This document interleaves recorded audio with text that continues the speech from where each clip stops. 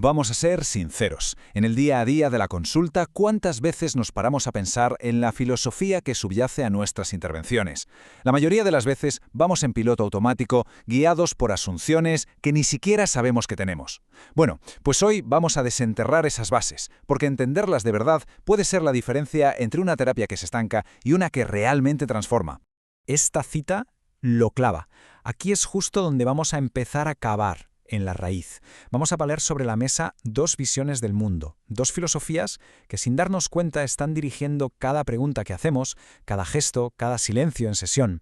Y como veremos, elegir una u otra tiene unas implicaciones enormes. Vale, empecemos por el contraste fundamental, el que lo cambia todo, la idea de la máquina averiada frente al contexto vivido. La gran mayoría de los modelos terapéuticos, incluso algunos que se venden como muy modernos, beben de una metáfora que conocemos de sobra. La mente es una especie de ordenador, una máquina. Ahora, vamos a ver qué pasa cuando la enfrentamos a una alternativa que de verdad cambia las reglas del juego por completo. Y aquí está el meollo de la cuestión. Fijaos bien. Por un lado, el realismo mecanicista nos dice que la mente es una máquina, y nuestro trabajo, como buenos técnicos, es encontrar las piezas defectuosas, un pensamiento irracional, una creencia limitante, y repararlas o sustituirlas. Pero por otro lado, el contextualismo funcional nos propone algo radicalmente distinto. Nos dice, olvidaos de las piezas, aquí no hay nada roto. Lo que hay es un organismo, una persona, actuando en un contexto. Y la pregunta clave no es ¿qué está mal?, sino ¿esto que haces, esto que piensas, te funciona para tener la vida que quieres? Es un giro de 180 grados. Entonces, si abandonamos esa cómoda metáfora del mecánico, ¿en qué nos quedamos? ¿Cuál es nuestra base? Pues aquí es donde tenemos que profundizar en el núcleo del contextualismo. Y que nadie se engañe, esto no es una idea sacada de la manga, es la evolución del pragmatismo de gigantes como Charles Peirce o William James, una filosofía de la ciencia que nos obliga a redefinir lo que significa analizar el comportamiento humano. Y el primer pilar es este. Y es absolutamente fundamental. Se acabó el fragmentar. Pero a un contextualista funcional, analizar un pensamiento o una emoción de forma aislada es como intentar entender una palabra sin la frase completa. Es sencillamente una abstracción que no tiene sentido. La única unidad de análisis que es válida es el evento completo, el acto en su contexto. Tanto el contexto de ahora mismo como el de toda su historia de aprendizaje. Y aquí viene el cambio de chip que para mí es el más liberador de todos. El criterio de verdad ya no es la correspondencia con una supuesta realidad objetiva. El criterio es la funcionalidad, la viabilidad. Una idea es verdadera si funciona. Esto nos saca de la trampa absurda de tener que debatir con el paciente si sus pensamientos son ciertos o no. Nos lleva a la única pregunta que realmente importa en terapia. De acuerdo, tienes este pensamiento, ¿y qué tal te funciona como guía para tu vida? Esto, lógicamente, nos lleva de cabeza a la ciontología. A ver, si la verdad es lo que funciona, entonces nosotros, como terapeutas, dejamos de ser los árbitros de la realidad. El relato del paciente ya no es una fotografía que tengamos que verificar si es fiel al original. No, su relato es una herramienta. Una herramienta para interactuar con el mundo y con nosotros. Y claro, esto cambia por completo nuestra posición en la sala.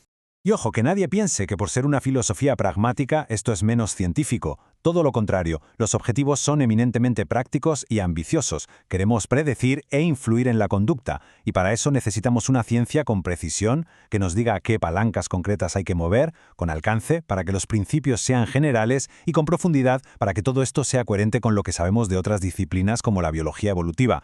Esto es una ciencia para la acción. Como veis, este cambio de paradigma no es un mero ejercicio intelectual, redefine por completo nuestro rigor, tanto el científico como el ético. Lo que vamos a ver ahora son las implicaciones directas que tiene en nuestra postura como terapeutas, todas ellas fundamentadas en lo que se conoce como ciencia conductual contextual. El respaldo científico aquí no viene de intentar demostrar que el contextualismo es la verdad. Eso sería una contradicción. No, el rigor científico está en otra parte. Está en demostrar que los principios que derivamos de esta filosofía, como los que se aplican en la terapia de aceptación y compromiso, funcionan. La evidencia se busca en la experimentación controlada, identificar qué variables del contexto producen de forma fiable un cambio en el comportamiento. Y esto desemboca en una relación terapéutica mucho más horizontal, más humana y desde luego menos estigmatizante. El punto clave es este: si el criterio de éxito es la viabilidad para una vida valiosa, ¿quién define esos valores? La persona, por supuesto. Nosotros no somos expertos en cómo vivir. Terapeuta y paciente estamos en el mismo barco. Ambos somos organismos que interactúan con sus contextos y que a veces nos quedamos atrapados por las mismas trampas del lenguaje. Bueno, basta de teoría. ¿Cómo se ve todo esto en la práctica? Vamos a bajarlo a tierra con una viñeta clínica muy sencilla, pero que ilustra a la perfección el choque entre estas dos filosofías. La diferencia en la intervención es, bueno, abismal. Imaginemos la escena. La hemos vivido 1000 veces. Un paciente nos mira y con todo el dolor y la certeza del mundo nos dice: «Soy un fracasado irremediable». Vale. Ante esto hay dos caminos. Dos respuestas que nacen de dos filosofías radicalmente opuestas. El impulso mecanicista, casi automático, es ponerse a reparar esa cognición errónea. Es empezar a debatir, no hombre, ¿cómo dices eso? A ver, vamos a buscar evidencias de tus éxitos, ya sabéis por dónde voy. El enfoque contextualista funcional, en cambio, hace algo que al principio parece una locura. Ignora por completo si el pensamiento es verdad o mentira. No entra en ese juego. Da por sentado el pensamiento y en su lugar pregunta por sus consecuencias. Y esta es la pregunta del millón. Fijaos bien. No discute la verdad del pensamiento, le da igual. La pregunta es, vale, de acuerdo, compremos que eres un fracasado irremediable. Si te agarras a esa idea y dejas que dirija tus acciones hoy, ¿te acerca al tipo de padre que en el fondo quieres ser o te aleja? ¿Veis? El foco se desplaza por completo de la forma del pensamiento, de su contenido, a su función en la vida de esa persona. Y al final, todo se reduce a esta pregunta. Esta es la pregunta que este cambio de paradigma nos invita a hacernos constantemente, a cada minuto, en cada sesión. La elección es nuestra. ¿Queremos seguir siendo una especie de árbitros de la verdad, discutiendo con los pensamientos de nuestros pacientes? ¿O preferimos convertirnos en analistas de la utilidad, en exploradores de la función?